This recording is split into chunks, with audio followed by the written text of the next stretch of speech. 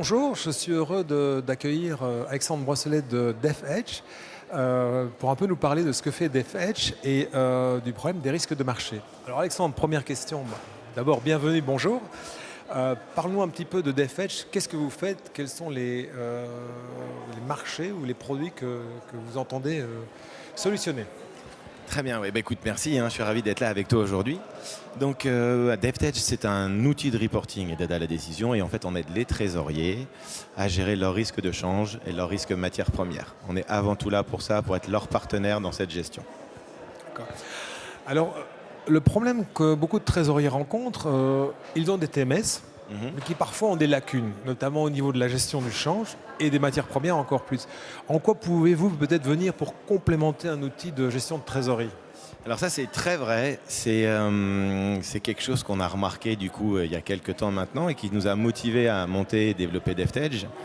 L'idée n'est pas de dénigrer ce qui est fait aujourd'hui, mais il y a une réalité, c'est que ces TMS savent faire beaucoup de choses et sur la gestion du risque ont un peu moins de capacité. Et donc on a une solution aujourd'hui qui s'interface d'ailleurs avec tous les TMS et qui permet d'avoir ce recul, cette expertise métier qui vient de notre background en banque et en cabinet de conseil, qui permet d'avoir des best practices de ces différents univers dans un outil et qui ensuite permet d'alimenter les TMS de ces prévisions de trésorerie grâce à ces différentes opérations de change qu'on a pu mettre en place.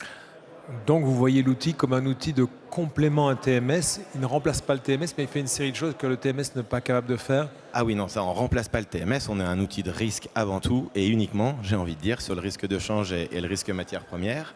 Mais on s'interface avec tous les TMS et on vient compléter ce qui n'est pas fait aujourd'hui par beaucoup de TMS. Et c'est d'ailleurs pour ça qu'on a des partenariats avec Sage notamment, qu'on interagit avec d'autres TMS comme Kiriba évidemment ou Diapason, qui sont ces acteurs que l'on rencontre tout le temps. Et quelles sont en général les problématiques auxquelles font face les trésoriers que vous rencontrez? C'est quoi leurs problèmes? Ils utilisent trop d'Excel? Ils ont du mal à valoriser les portefeuilles? Ils ont des problèmes avec la comptabilité de couverture? En fait, un peu tout. La première réalité, en fait, elle est de connaître bien le risque. Connaître bien son risque, c'est pas évident. Et ce sont des données qu'il y a dans les systèmes d'information, plus ou moins bien renseignées. Et la première force, en fait, et la première aide que l'on va procurer, c'est de venir récolter ces données, les organiser, les structurer pour donner une vision claire du risque.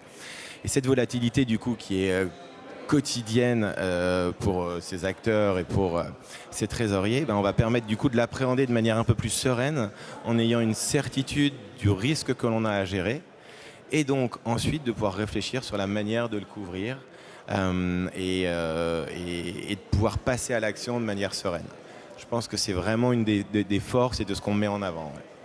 Un outil de reporting, de monitoring, mais aussi un outil d'aide à la décision, si je comprends bien. Voilà, c'est-à-dire qu'une fois que ces informations sont en place et qu'on connaît la situation, on peut effectivement se projeter sur comment faire, comment designer sa stratégie de couverture, quelles opérations mettre en place et voir surtout quel est l'impact de ces opérations de change sur la position.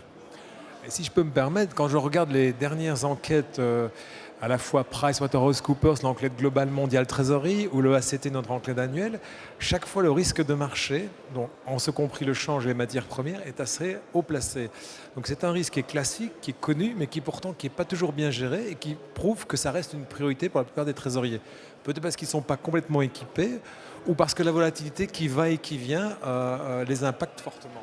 Je pense que moi, c'est un peu tous ces éléments. C'est sûr que la volatilité aujourd'hui fait que c'est forcément un sujet en première ligne. En revanche, ce sont des acteurs, des trésoriers, des décideurs financiers qui ont réussi jusqu'à maintenant à mettre en place des solutions.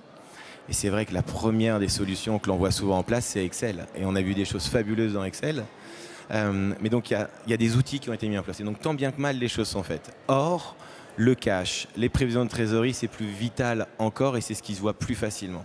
Donc ce qui, à mon sens, explique que souvent le risque de change, qui pourtant peut avoir un impact énorme sur le PNL ou sur les marges, sur le cash, peut être de temps en temps pas forcément parmi les priorités.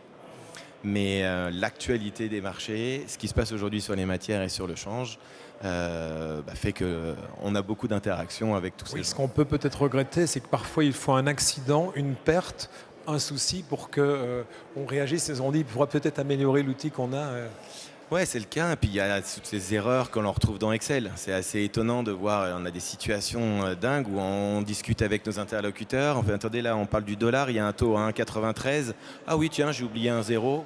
Et ça passe comme ça. C'est assez naturel qu'en fait, il y ait des erreurs. Donc, c'est sûr que ça, c'est quelque chose qui, pour nous, est assez choquant.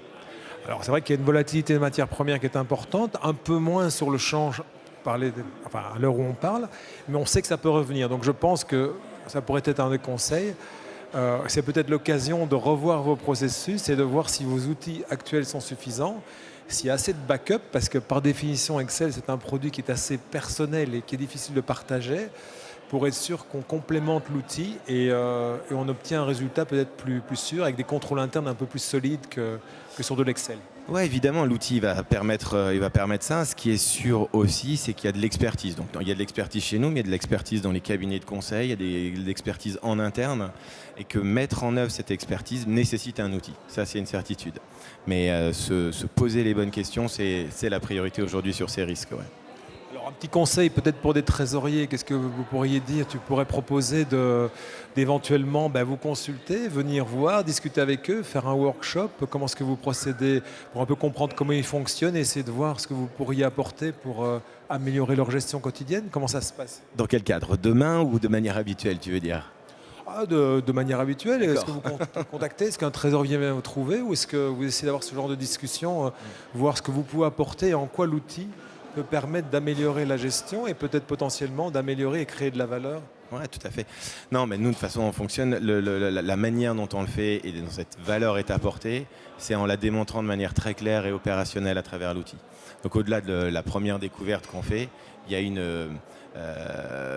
un jeu de données concret qui permet de montrer comment l'outil va répondre aux différents enjeux qu'on a pu identifier auparavant. C'est vraiment comme ça qu'on démontre la manière de travailler avec DevTech.